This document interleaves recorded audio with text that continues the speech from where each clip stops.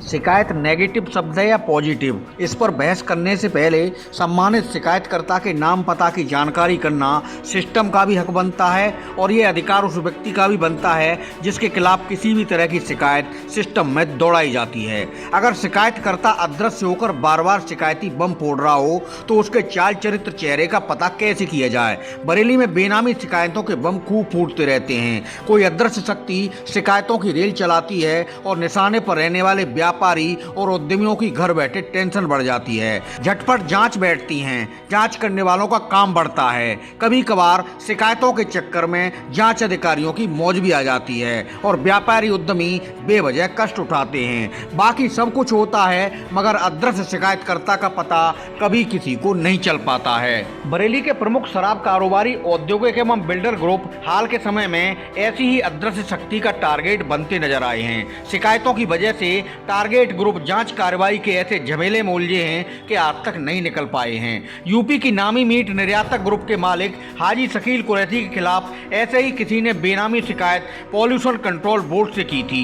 उसके बाद सीलिंग और छापेमारी के जो दौर चले वो सबने देखे हैं। हाजी शकील कुरैशी एंड ग्रुप से चिड़न रखने वाला वो शिकायतकर्ता कौन था ये अब भी रहस्य है। कमोबेश ऐसी ही कहानी बरेली के एक बड़े बिल्डर ग्रुप के साथ भी देखने को मिली जो इसी तरह की बेनामी शिकायतों के चलते सिस्टम के निशाने पर हैं। बरेली के शराब कारोबारी ग्रुप की कहानी भी सबके सामने है, जिनका इसी तरह की शिकायतों की वजह से क्या कुछ हुआ ये सबको पता है।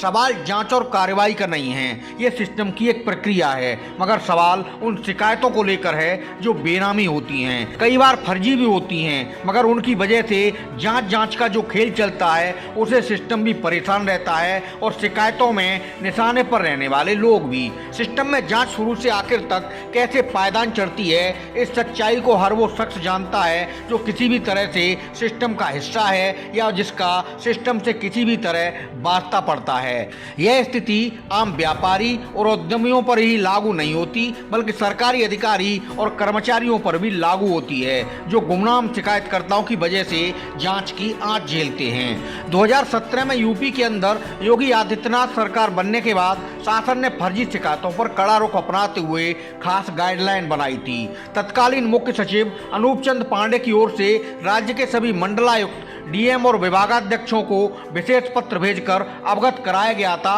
कि किस फॉर्मेट में भेजी गई शिकायतों के आधार पर कार्रवाई की जा सकती है। आदेश में स्पष्ट रूप से कहा गया था कि यदि शिकायत सांसद और विधायकों द्वारा भी की जाती है तो एकाएक उनकी पड़ताल शुरू करने से पहले ये चेक करना जरूरी है कि शिकायत तथ्यपरक है या नहीं। ये भी साफ किया गया कि समूह क के अधिकारियों एवं समूह ख, ग एवं घ के सरकारी सेवकों के खिलाफ प्राप्त शिकायती पत्रों के निस्तारण के लिए कार्मिक विभाग ने पहले से गाइडलाइन तय कर रखी है।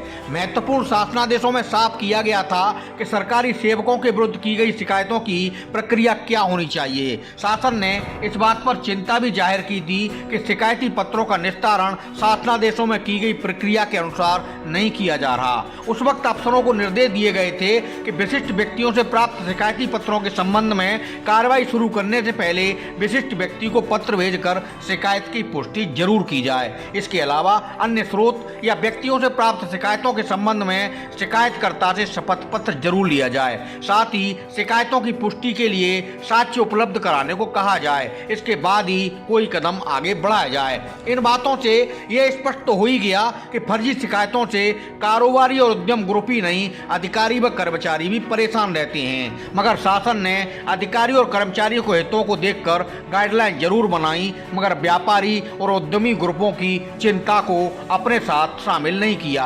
हालांकि यह बात भी गौर करने वाली है कि फर्जी शिकायतों को लेकर शासन की गाइडलाइन का पालन सरकारी महकमों में भी होता नहीं देखा जा रहा। कानून के जानकार बताते हैं कि निजी खुन्नस निकालने को लोग पुलिस में झूठी एफआईआर भी दर्ज कराते हैं। इसे लेकर कानूनी कार्रवाई का नियम है। आईपीसी की धारा 182 के तहत झूठी सूचना देने या रिपोर्ट दर्ज कराने वाले पर कार्रवाई की जानी चाहिए, मगर पुलिस के स्तर से इस मामले में भी ढिलाई बरती जाती है। पूरी साल निकल जाती है मगर जिलों में धारा 182 के तहत एक भी कार्रवाई नहीं होती। ऐसा हो तो फर्जी शिकायतें या केस दर्ज कराने वालों को सबक मिले, 6 महीने की सजा और जुर्माना भी लगे, मगर पुलिस खुद यह सब नहीं करना चाहती।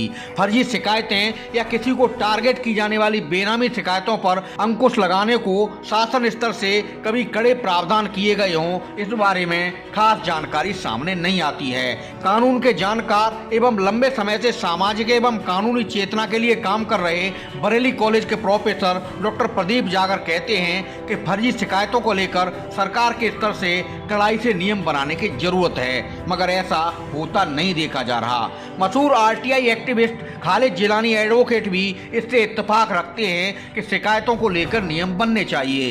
हालांकि कानून के ऐसे बड़े बड़े जानकार भी बरेली में अदृश्य शिकायतकर्ता की कहानी को लेकर कुछ कहने की स्थिति में नहीं हैं। यही सच्चाई भी है, क्योंकि किसी के भी खिलाफ शिकायतों को लेकर फिलहाल शासन सरकार के स्तर से कई चीजें स्पष्ट नहीं हैं और उसका फायदा शिकायतों के खेल में माहिर अदृश्य ताकतें उठा रही हैं और जब चाहे उसकी टेंशन में बढ़ोतरी कर रही हैं।